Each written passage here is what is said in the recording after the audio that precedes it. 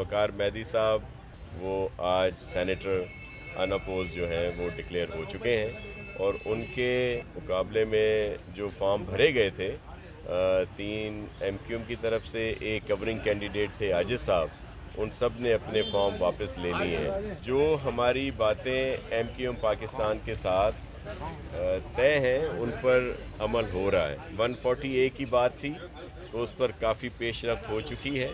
1-2 और इश्यूज़ थे, डिलिमिटेशन, और उस पर भी मुशावरत जारी है। जो ये एक तासुर दिया जा रहा है कि जी सेनेटर शिप ले ली गई और एडमिनिस्ट्रेटरशिप दे दी गई, ऐसा बिल्कुल नहीं है।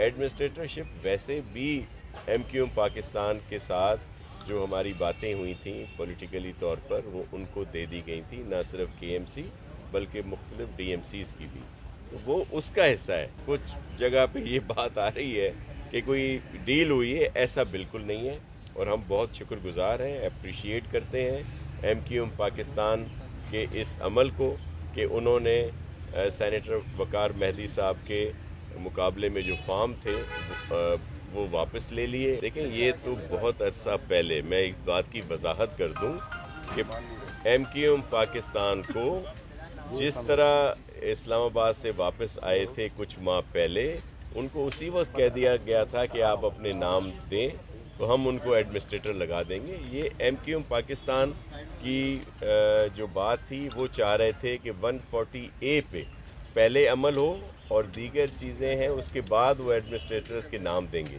अब जैसे वो एडमिनिस्ट्रेटर्स के नाम देंगे, जिसमें कुछ नाम उन्होंने दिए हैं, उस पर मुशावरत जारी है, उनको दे दिया जाएगा। तो मैं इसलिए कह रहा हूँ ये कोई वो बात नहीं है कि जी वो सेनेटरशिप ले ली और एडमिनिस्ट्रेटरशिप दे दी, ऐसा बिल्कुल नहीं। स्टार न्यूज़, जियो पाकिस्तान के लिए।